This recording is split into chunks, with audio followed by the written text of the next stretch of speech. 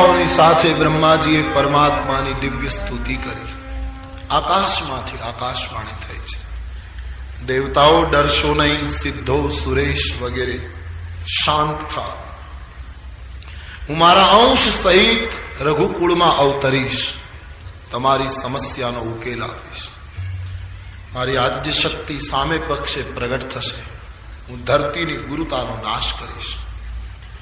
પરમાત્માએ આકાશવાણીથી દેવમંડળને આ સૂચના આપી. દેવતાઓ નાચવા લાગ્યા. ભગવાન હવે રઘુકુળમાં પ્રગટશે, આપણી સમસ્યાનો ઉકેલ આપી દેશે, આપણે ધન્ય બનીશું. નાચવા લાગ્યા છે. બધા દેવતાઓ પોતપોતાના લોક તરફ રવાના થયા. બ્રહ્માજી વચ્ચે ઉભા રહ્યા. ક્યાં જાઓ છો? બોલે ભગવાન આવશે, હવે બધું કરી નાખશે. બ્રહ્માજીએ બહુ સુંદર વાત કરી કે ભગવાન આવીને બધું કરી દે એનો અર્થ એમ નથી કે આપણે નિષ્ક્રિય થવાનું. દેવતાઓ, સુરૂપ છોડીને કુરૂપ ધારણ કરો. વાનર અને રીછના રૂપ લઈ લઈને આપણે બધા ધરતી ઉપર પ્રભુની પહેલા પહોંચીએ અને ભગવાનના કાર્ય માટે સખત પુરુષાર્થ કરીએ. આમ દેવતાઓની સૂચના. અને થોડો વિચાર કરો, આ એ દેવતાઓ છે જે અનેક વાર રાવણથી પરાજિત થયા છે. એના એ દેવતાઓ રીંછ અને વાનર બનીને આવ્યા તો રાવણને પરાજિત કરી દીધો.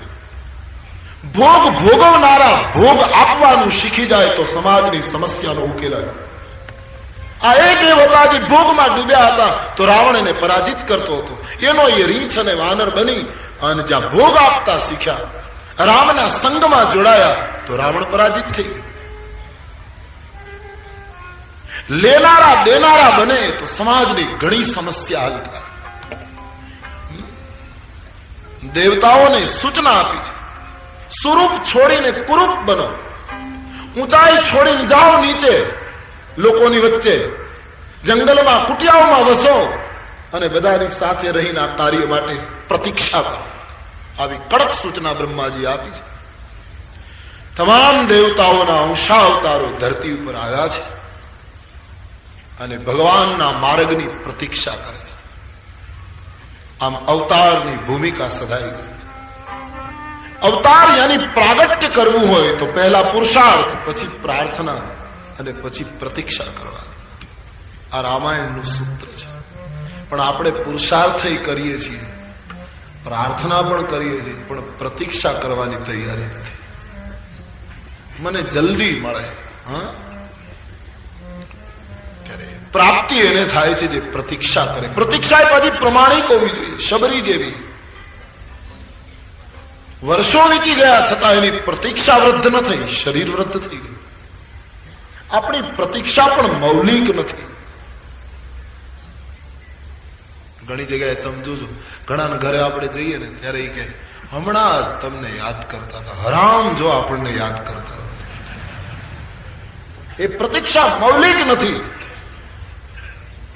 પ્રતીક્ષા તો એને કહેવાય કે જેમ 5 સ્પર્ધકો એક સફેદ લાઈનમાં ઉભા હોય ને 100 મીટરની દોડ હોય અને 1, 2 એમ બોલાતું હોય ને એ વખતે એના માણસની જે સ્થિતિ હોય કે ક્યારે દોડવું, ક્યારે 3 થાય, હું સાંભળું અને દોડું, એ 3 સાંભળવાનો જે તરવરાટ છે उसको प्रतीक्षा कहते हैं.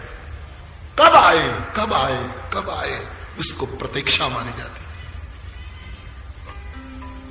આવે તો ઠીક છે, નહીતર કાંઈ નહીં. એને પ્રતીક્ષા ન કહેવાય. પ્રતીક્ષા તો આંસુ પડાવે. આવી પ્રતીક્ષા, પ્રાર્થના લોકો કરે છે, પુરુષાર્થ કરે, પણ પ્રતીક્ષા માટે તૈયાર નથી. રાહ જોવો. આપણે કર્મમાં માનનારા માણસો છીએ. પરિણામ કરેલું કોઈનું જતું નથી, એ નિશ્ચિત છે. આજ નહીં તો કાલ. આપણે ત્યાં ગામડાઓમાં અનાજ ભરવાની કોઠી હોય છે. હવે તો નીકળી ગઈ. માટીની કોઠી બનાવે, એમાં અનાજ ભરે અને અનાજ કાઢવાનું કાણું નીચે હોય. ભરાય ઉપરથી, નીકળે નીચેથી. એમાં પ્રથમ બાજરો ભર્યો હોય કોઠીમાં અને પછી બીજું પાત્ર ન હોય ભરવા માટે, ઘઉં આવ્યા હોય ને પછી ઉપરથી આપણે ઘઉં ભરીએ. ઘણા ઘઉં ભર્યા હોય પણ જ્યાં સુધી નીચેનો બાજરો ખાલી ન થાય ત્યાં સુધી નીચેના કાણામાંથી ઘઉં ન નીકળે. બાજરો ખાલી થઈ જવો જોઈએ. એ મારા ને તમારા કરેલા અમુક કર્મનો જે થર હોય છે આપણા જીવનની કોઠીને તળિયે, એના ઉપર ઘણું સારું આપણે ભરતા હોઈએ. ઘણા લોકો નથી કહેતા આટલી માળા કરીએ છીએ તોય કાંઈ મેળ બેસતો નથી, આટલા જપ કરીએ છીએ, આટલા તીર્થો કરીએ છીએ તોય, પણ તમારા જીવનની કોઠીને તળિયે પહેલા કંઈક બીજું ભર્યું છે એ પહેલા નીકળે. ઉપર જરૂર નિશંક વંદન તમે સારું ભર્યું, પણ પહેલા એ ખલાસ થાય પછી એ નીકળશે જરૂર.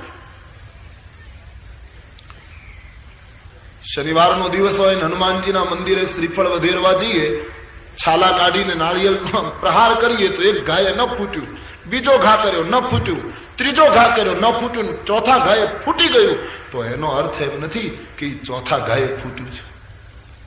એને ચોથા ગાયે ફોડવામાં આગળના 3 ગાયે બહુ મદદ કરી છે. આગળના 3 ઘાનો સરવાળો એ ફૂટવાની ક્રિયા છે.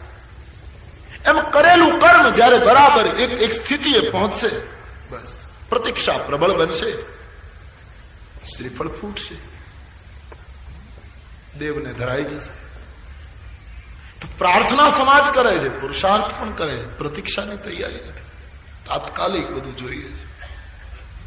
ત્યારે આમાં તો બહુનામ જન્મનામ અંતે પ્રતીક્ષા કેટલી ઋષિઓને કીધું.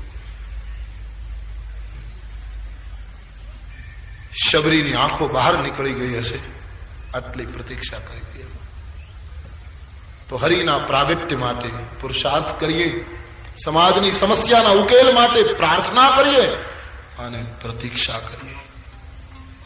દેવતાઓ પ્રતીક્ષા કરવા લાગ્યા છે, આમ દેવતાઓ ધરતી ઉપર આવીને રહેવા લાગ્યા.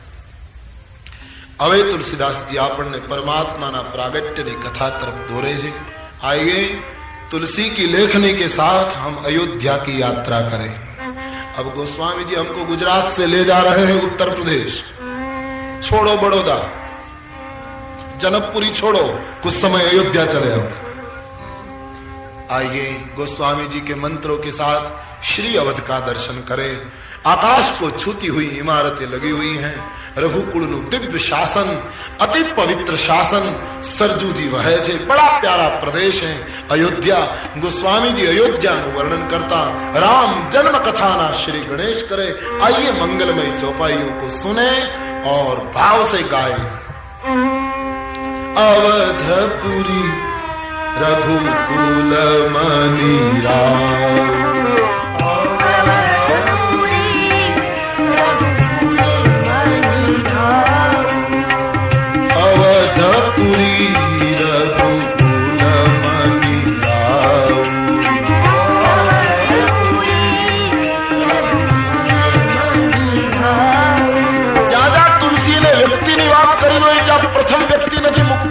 पहला ये देश ने मुके, पहला ये भूमि ने वंदन करे.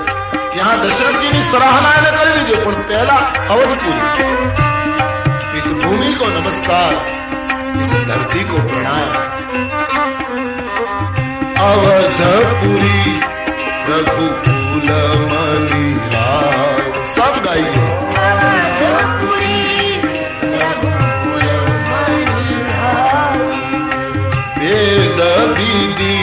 जही दशरथ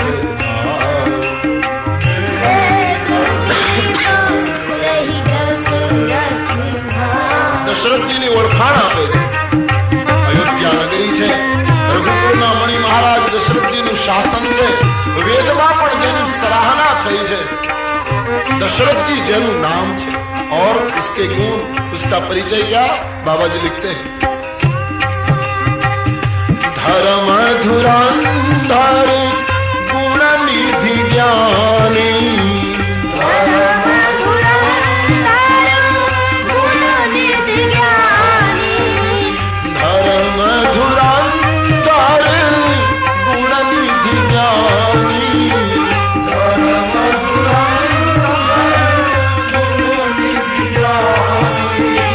हृदय भगति मति सारंग पानी, हृदय भगति मति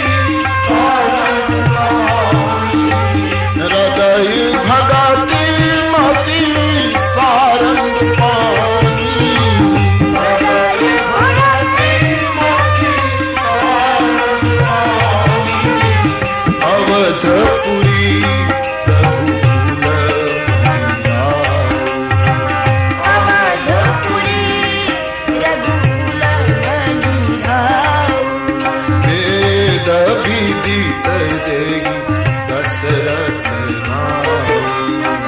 वेद विदित नहीं दशरथ नाम। वेद विदित तजेगी दशरथ नाम। वेद विदित दशरथ नाम। ધર્મ ધુરંધર છે, ગુણ નિધિ છે, જ્ઞાની છે, એટલું જ નહીં હૃદયમાં ભક્તિનો સ્ત્રોત પણ વહે છે. રઘુકુળનું સંતાન છે. રઘુકુળ ખરેખર કેવું રહ્યું કે રઘુકુળ આ દેશમાં એક એવું કુળ થયું, શું કહું. હા, આપે સાંભળ્યું હશે કે રઘુ મહારાજે જયારે દેવતાઓની સાધના શરૂ કરીને દેવતાઓને જીતવા લાગ્યા, પછી વાયુદેવની સાધના કરીને વાયુદેવ જયારે પ્રગટ થયા, માંગો રઘુ શું આપું. રઘુએ કહ્યું, મેં આપની સાધના કરીને આપ પ્રગટ થયા, એ તો આપની કૃપા છે, બાકી મારાથી આપને હુકમ ન કરાય. બોલે નહીં, હું આપને આધીન છું, માંગો. ત્યારે રઘુએ માંગણી કરી છે એ આ દેશની વિચારધારા બતાવે છે. રઘુએ એમ કહ્યું કે પવનદેવ, આપ મારા ઉપર પ્રસન્ન થયા હો તો આટલી કૃપા કરો. શું? મારા રાષ્ટ્રની કોઈ બહેન બેટી, રઘુ કી માંગ હૈ રઘુકુલ में, પોતાને ગામથી બહાર ગામ જતી હોય અથવા તો બહાર ગામથી પોતાને ગામ આવતી હોય, એની પાસે વાહન ન હોય ને પેદલ ચાલતી હોય અને રસ્તામાં ઉનાળાનો તાપ અને એ તાપમાં એ દુખી થતી હોય અને થાકેલી એ સ્ત્રી મારા રાષ્ટ્રની કોઈ વૃક્ષની નીચે રસ્તાને કિનારે સૂઈ ગઈ હોય, તો હે પવનદેવ, આ રઘુની એટલી જ માંગણી છે કે એ વખતે તમે એવી રીતે વહેજો કે મારા દેશની બહેન બેટીનું વસ્ત્ર એના અંગ ઉપરથી ઊંચું ન થવું જોઈએ. કલ્પના કીજીએ કિતની સૂક્ષ્મ ભાવના હશે આપણા રાષ્ટ્રની. મારા રાષ્ટ્રની કોઈ બેન બેટીની મર્યાદાને પહેલું ન થવું જોઈએ. તમે એવી રીતે મારા દેશમાં વહેજો. રઘુને માગા હતા એક એક પાત્ર. એટલે તુલસીદાસજી પહેલા અયોધ્યાનું વર્ણન કરે, પછી રઘુકુલ શબ્દ વાપરે છે. કુલ બડા મહાન, એક એક રાજવી મહાન. રઘુકુળની અંદર એક સમ્રાટ થયા છે. ભાગવતજીમાં જેનો થોડોક ઉલ્લેખ છે. સમ્રાટ